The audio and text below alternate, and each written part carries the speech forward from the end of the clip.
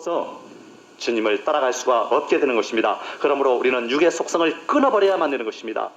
여러분, 여인이 결혼을 한 후에 다른 남자를 만나도 남편이 용서하겠지, 그렇게 생각하면 어떻습니까? 착각 아니겠습니까? 우리도 주님과 정혼하고 나서 세상과 짝해도 주님이 용서하시겠지라고 생각하면 착각이라는 것입니다.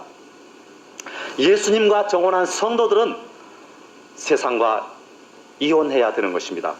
다음, 왜 원주민을 정복해야 될까요? 3장 6절에서 7절을 보면 여호와를 잊어버리고 그들의 신들을 섬김으로 정복하라는 것입니다. 하나님은 인간이 하나님을 잊어버리는 것을 가장 싫어하십니다. 아담은 하나님보다 누구를 더 사랑했습니까? 하와를 더 사랑해서 하와의 말을 들었어요. 그 결과 어떻게 됐습니까? 생명이 끊어졌어요. 영적 생명이 끊어지고 만 것입니다. 삼손은 어떻습니까? 하나님보다도 누구를 더 사랑했습니까? 들릴라를 더 사랑했어요. 그 결과 어떻게 됐어요? 두 눈이 뽑히고 종국에는 죽음을 당하지 않았습니까? 사울은 하나님보다 누구를 더 사랑했습니까? 백성을 더 사랑하고 백성을 더 두려워하고 백성의 음성에 귀를 기울였습니다. 그 결과 어떻게 됐습니까? 왕 위에서 쫓겨나고 말았습니다. 하나님은 이방신을 섬기는 것을 가장 싫어하시는 것입니다. 1계명이 이것을 말씀하고 있습니다. 너는 나 외에는 다른 신들을 내게 있게 말지니라. 하나님은 하나님만 섬기는 것을 가장 좋아하시는 것입니다. 2계명에 보면은 너를 위하여 우상을 만들지 말고 그것들에 절하지 말며 그것들을 섬기지 말라, 그렇게 말씀하고 있습니다. 하나님은 질투하시는 하나님이신 것입니다. 신명기 4장 24절을 보면 내 하나님 여호와는 질투하시는 하나님이시니라, 그렇게 말씀하고 있습니다. 또 출애굽기 20장 5절을 보면 나 여호와 너의 하나님은 질투하는 하나님인즉, 그렇게 말씀을 하고 있습니다. 여호수아 24장 20절을 보면은 만일 너희가 여호와를 버리고 이방신들을 섬기면 너희에게 복을 내리신 후에라도 돌이켜 너희에게 화를 내리시고 너희를 멸하시리라, 그렇게 말씀을 하고 있습니다. 여러분, 복이 무엇입니까? 물질 축복이 복입니까? 사업이 번창하는 것이 복입니까? 육신이 건강한 것이 복입니까? 복 중에 복은 하나님이 함께 하시는 것이 복인 것입니다. 이 세상에 사는 동안뿐만 아니라 천국 가는 순간까지, 그리고 천국에서 살 때까지, 사는 동안까지 하나님이 함께 해주시는 것이 복인 것입니다. 어린이들 찬송가에 보면 이런 노래가 있습니다. 하나님께 더 가까이 가면 갈수록 내겐 복이라네. 하나님께 가까이 가면 갈수록 내겐 복이라. 시편 73편 28절 보면 하나님께 가까이 함이 내게 복이라, 그렇게 말씀하고 있어요.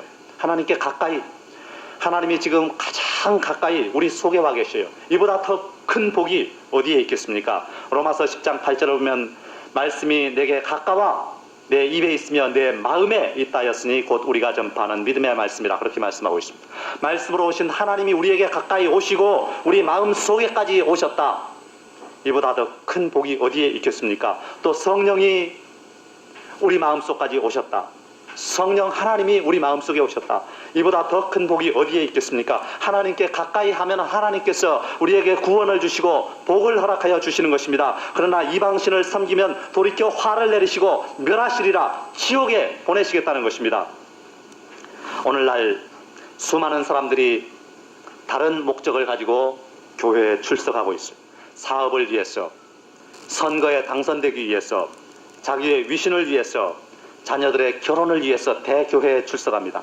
큰 교회 다니면은 자신이 갑자기 스스로 크게 느껴지는 모양이에요. 그러다가 여의치 않으면은 불교의 문 앞에도 기웃거려보고 유교의 문을 두드려보기도 하고, 그러나 그런 곳에는 구원이 없는 것입니다. 연초에 토정비결을 보고 사주팔자를 보는 성도들이 많다 그래요. 이사할 때도 길이를 택해서 이사를 가는 신자들이 많답니다. 여러분, 이방신을 섬기고 세상에서 진노와 저주 속에 살다가 지옥 가야 되겠습니까? 아니면 하나님을 잘 섬기고 세상에서 축복과 행복 속에 살다가 천국 가야 되겠습니까? 선택은 우리의 몫인 것입니다. 그 다음, 원주민을 왜 정복해야 되느냐? 3장 8절을 보니까 하나님의 진노가 임하시기 때문이라는 것입니다.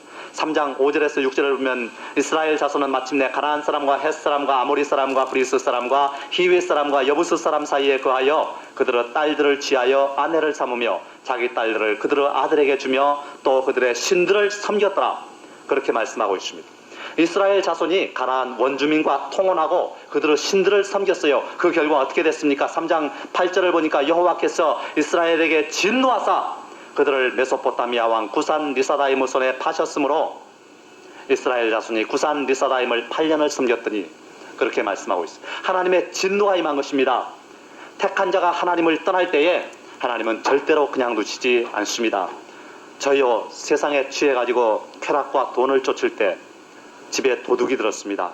교통사고를 당했습니다. 우환과 질고가 그치지를 않았습니다. 그러나 세상과 작별하고 하나님께로 완전히 돌이킬 때 참 안식이 찾아오더라는 것입니다.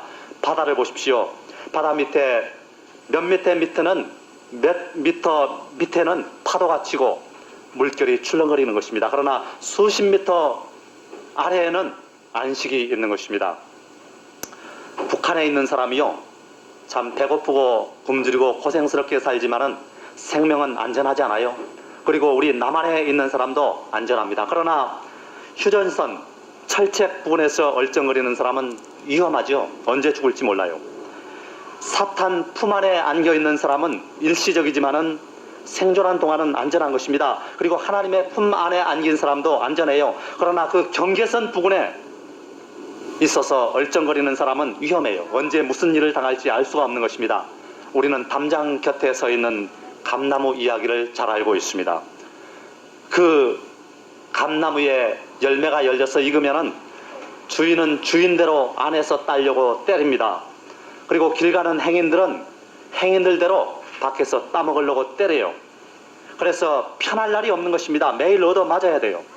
구원이 싫고 하나님이 싫으면은 일찌감치 사탄의 품으로 가버리는 것이 이 세상에서라도 편하게 살 수 있는 길인 것입니다. 그러나 하나님을 사랑하고 천국이 좋은 사람은 하나님 품에 안겨야만 되는 것입니다. 경계선에 서 있으므로 매일 양쪽으로부터 얻어 터지는 일이 없어야 될 것입니다.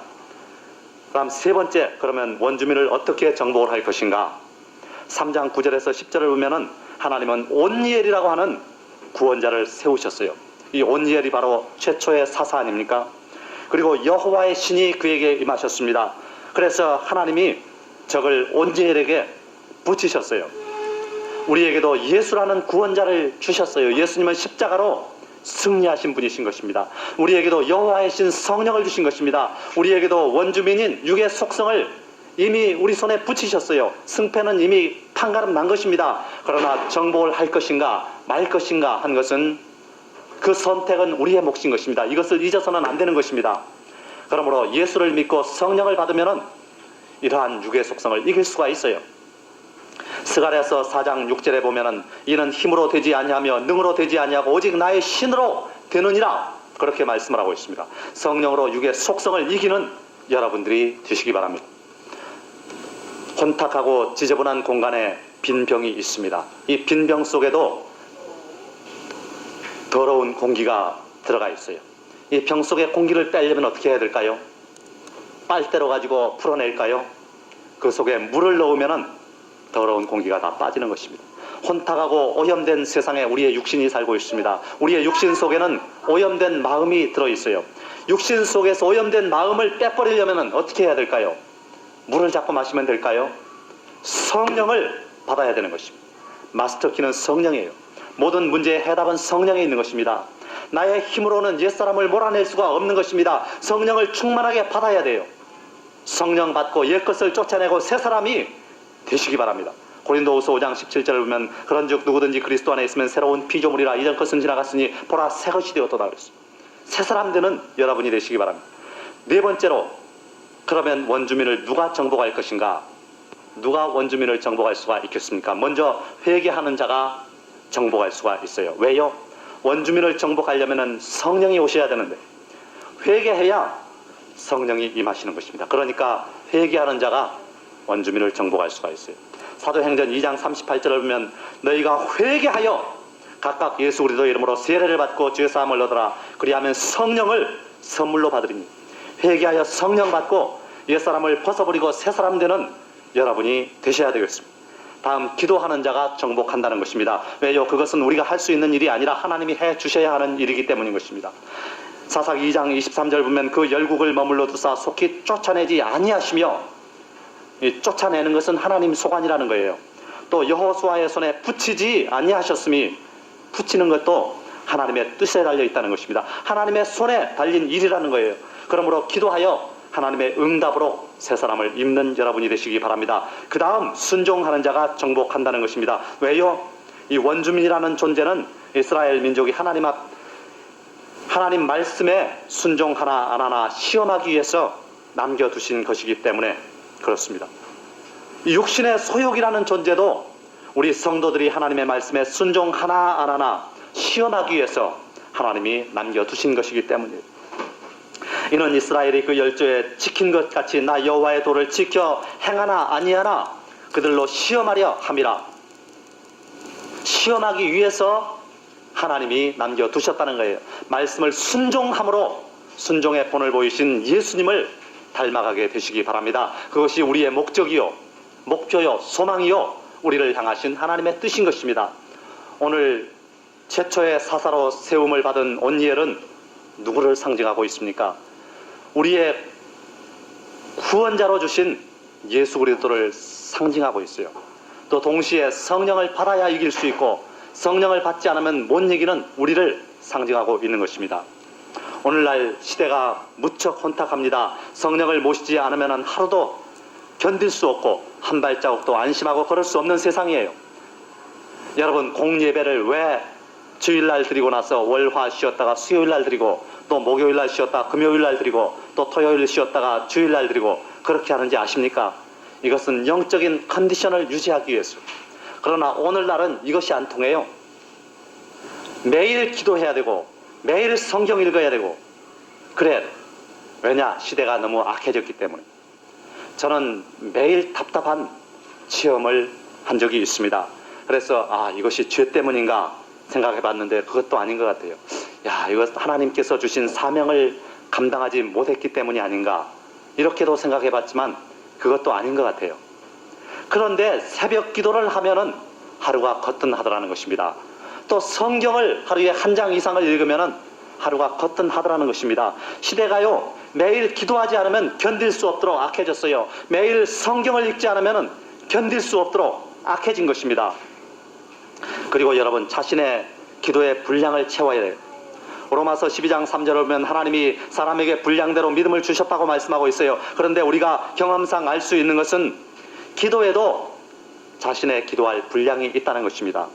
누구에게나 자신이 기도해야 될 분량이 있어요. 이것을 채우고 나면 기분이 상쾌해지고 영혼이 날아갈 것 같은 것입니다. 그러나 이것을 채우지 못하면 가슴이 답답하고 심령이 답답해서 견딜 수가 없어요. 고무풍선에서 바람을 빼버리면 어떻게 됩니까? 이 쭈그러진 고무풍선 보기 좋습니까? 싫습니까? 기도의 분량을 채우지 못해서 쭈그러진 고무풍선 같은 심령이 한 사람도 없게 되시기 바랍니다. 회개하고 기도하고 성령을 받으십시오. 옛사람이 소멸되고 예수 안에서 날마다 새 사람을 입게 되시기 바랍니다. 가나안을 정복한 이스라엘 민족에게는 원주민이라는 시험을 이겨야 축복이 허락됐어요. 이 축복이라는 것은 원주민이라는 시험 뒤에 숨어 있는 것입니다. 우리 성도들에게도요, 육의 속성이라는 시험을 이겨내야 축복이 임하는 것입니다. 축복은 육의 속성이라는 시험 뒤에 숨어 있는 것입니다. 자아를 이기고 내 속에서 하나님의 안식을 취해서 누리게 되시기 바랍니다. 시험을 이기고 축복을 받아 누리게 되시기 바랍니다. 시험 뒤에는 반드시 하나님의 축복이 숨어 있는 것입니다. 천국이라는 축복도 죽음이라는 고난 뒤에 숨어 있다는 것을 잊지 말게 되시기 바랍니다. 기도하시겠습니다.